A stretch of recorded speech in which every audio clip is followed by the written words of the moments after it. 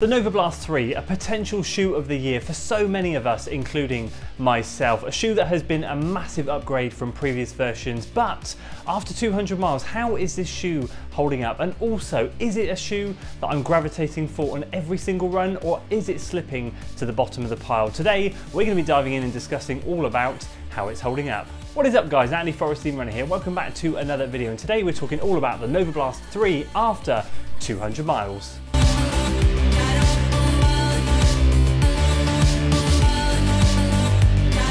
So we've reached the magical 200 mile mark in the Novablast 3. Today we're going to be talking about the wear and tear, how I've been using it, and if I will continue to use it moving forward. The usual stuff, but also at the end I'm going to throw on a little extra as to whether you should consider this or maybe the TR version. And of course, what I alluded to in that opening statement, am I still gravitating towards this shoe, or are others going above this thing in the pecking order? We're about to dive in and talk about all of that. So if you're excited for today's video, make sure you give it a like, share it with your friends, subscribe to the channel for weekly running content. We'll start with the wear and tear. So the wear and tear is always an interesting one on the Novablast because it really is built like a tank. What I used to find with the previous versions is the upper and everything stayed absolutely perfect. The midsole was fantastic and the outsole was incredible. 400 miles in version 1, 500 in version 2, and both of them realistically could have gone on way longer. But of course, this is a different shoe. This is different midsole foam. This is different outsole foam. How is it all holding up? Well, we have a snag in the upper, which I'm about to talk to you shortly. In terms of the outside of all of this, it looks great. The upper is holding up well. It feels good. It's absolutely really no different from when I first got it brand new. But you will notice there at the back here, we have a hole starting to develop. Now I had this in the version 1. It came, I think, in and around 250, 300 miles. So I think on the 300 mile update, I discovered that I had this hole starting to appear. So this isn't too dissimilar, albeit a little bit early. Didn't have that issue on version 2 at all. This has just reappeared on version 3. It's nothing major, but for the fact that it's happened at 200 miles, I do wonder how big that's going to get. It's not on the other foot, although I can see the material very thin around that area on the other shoe, which is just over there. This is the one I wanted to show you though, because we have the actual hole starting to appear. So in terms of the upper and the main part of the upper, everything is a-okay. We do have this hole appearing here, so durability is really not going to make that much of a difference. If the cushioning starts to flatten out, that's when we'll notice it. A hole here is really not going to make too much of a difference. Just a bit shocked to see it really after 200 miles. Haven't seen a shoe do that since the Novablast version 1. But the midsole foam, you'll be pleased to hear, is holding up really well. Exactly the same, feels exactly the same as it did from when I bought it. So no different from now to 200 miles. It feels really good. That was my one concern, durability of the foam, with it being different, lighter. Is it going to compress more quicker?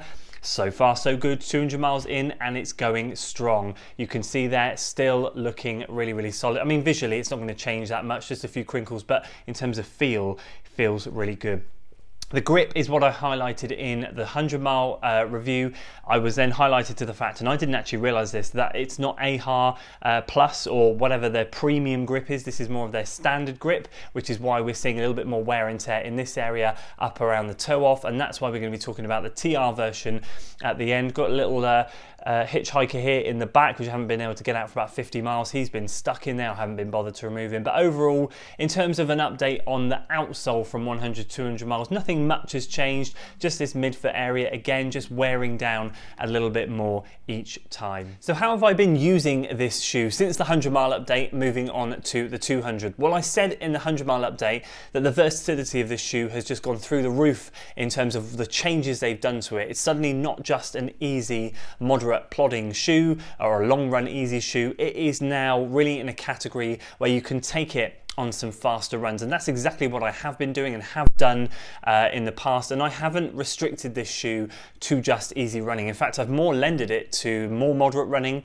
and I have done the odd speed workout in it. Not many, but I have done a couple since 100 to 200 miles, which is kind of similar to what I was doing with the Novablast version 1. Despite the weight in version 1, I really was using that across the board for loads of different things. I just loved it. The comfort was great. And when I wasn't really that worried about whether I was using a carbon plated shoe or a lightweight shoe, I just chuck on the Novablast because it's a shoe I wanted to run in. And that's kind of similar to this, albeit the fact that my Hyperion Tempo is now pretty much bitten the dust. I haven't really got any other non-plated options in my arsenal at the moment for these faster, speedier workouts. So when I don't want a plated option, I do tend to gravitate to this. But I do find realistically that its sweet spot still is those easy paces and those moderate paces. In fact, I'm probably more inclined to say now this shoe very much is not just easy and I like to do a bit of moderate and a bit more. I'd rather say it is very much easy and moderate, like that's its area. It covers two bases for me very competently, and then if I want to do an extra bit of speed in there, it will do that as well. But I feel like it's got a broader range, and that's exactly how I've been using it. I've been making the most of the lightweightness of the shoe, the midsole being nice and light and bouncy, just feeling good in the shoe, bouncing along lovely. And I've just been loving it. So yeah, it's been used in a multitude of ways, mainly easy and moderate, but it has had a sprinkling of faster stuff too. So will I continue to use this shoe moving forwards? And the answer, of course, is going to be yes. This Novablast is another guinea pig, just like the version 1 and version 2. I want to see how far I can take this thing, but I'm throwing you guys two questions. I'm throwing two things out there for you guys to mull over and have a think, just from what my experience is with this shoe, and I'd love to hear your thoughts on this as well. So of course I'm going to continue using it, as I said, in the same way, no different, easy, moderate, faster stuff as well if I wanted to do some long runs. This thing has all of that covered. The one thing I'm going to say about this shoe and why it's not a nailed on shoe of the year for me, it's up there, it's a top 3, but why it's not a nailed on shoe of the year for me is because I'm actually not finding myself going, I want to wear the Novablast, I want to wear this shoe, this is the one for today. With previous versions, if I was ever in any doubt, I would always gravitate towards the Novablast. I felt really good about that. Interesting low. Since about 50 miles ago, really, and in fact actually since the Endorphin Shift 3 came into the rotation, I've been splitting the miles equally between the two shoes, and I've been having no hesitations and no qualms in doing that, and actually to the point where on a couple of occasions I've chosen the Shift over the Novablast 3. Now there's a reason for it, and that simply is the fact that I'm working on cadence and turnover at the moment. Now the Shift 3, it was a great shoe when I tested it, but I did state to you guys it was slightly firm. The midsole was a bit firm, I was a little bit worried.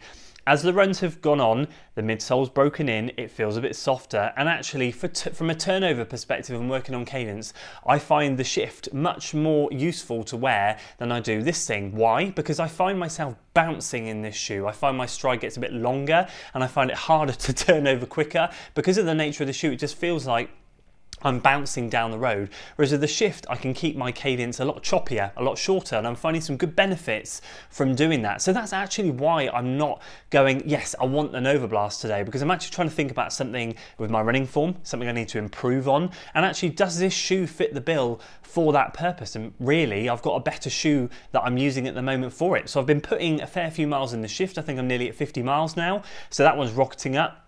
And it's splitting its attention, which is why this one hasn't shot to 200 quite as quickly. So for me, in that perspective, it's still going to get a ton more miles. But when I'm thinking about cadence and when I'm thinking about trying to keep my stride a bit choppier, those easy runs, I am gravitating towards the Shift, which is why I'm using this more for moderate pace when I can pick it up and I'm moving a bit quicker, and I find it easier to keep my cadence under control at a faster pace, whereas I'm at an easy pace, I'm having to think a little bit more and I'm just bouncing in this thing, rather with the Shift, I'm a bit more choppier and a bit more efficient. So the final section on this 200 mile update is going to be slightly different from what I've been doing in previous updates, which is where I'm throwing out comparison shoes and getting your opinions on those comparisons. But today is getting your opinions on this versus the TR version, the trail version. So although the weight is slightly heavier in the trail version, a lot of you guys have reached out to me and said, Andy, I know you're struggling with the grip on this shoe, because this is the one downside of this shoe. The grip isn't fantastic in wet conditions. It's the only downside. Everything else is phenomenal,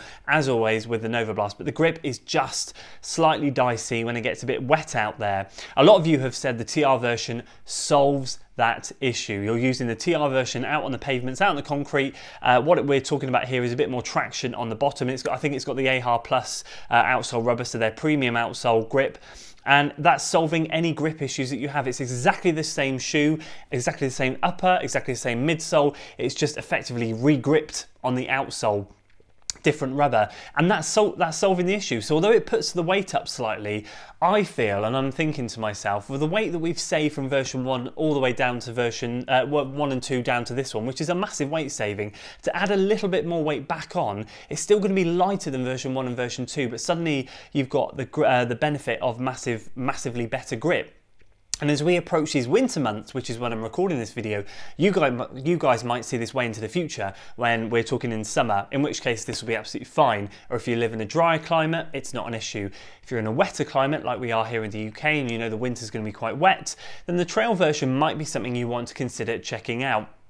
All the reports I've had from you guys, from other YouTubers and reading other reviews, is the fact that the trail option does give more grip. It's going to be a bit more versatile, and if you do live in an area like I do where you've got concrete and trails, it's a great transitional shoe. You can use it purely on the concrete, purely on the trails, or a bit of both. So I feel like potentially, if we're talking that, then maybe the trail version is the way to go. So there we go, guys. That's my thoughts on the Novablast version 3 after 200 miles. Holding up really well so far, as we said. Grip has always been a thing with this shoe, but other than that, it's holding up well. Experience with Novablast version 1 is this hole just became a little bit bigger, but even after 400 miles, it really wasn't that much bigger than a 1p piece, or a 1 cent for you guys over in the States. It really didn't get big, and it didn't cause any issues whatsoever. So I'm really not too worried about this. It's a shame it's happened, but I don't think it's going to have any impact on anything moving forward, just purely aesthetic. And fingers crossed, we'll rocket our way to 300 miles at some point in the new year, and I'll be able to give you guys an update on the shoe then.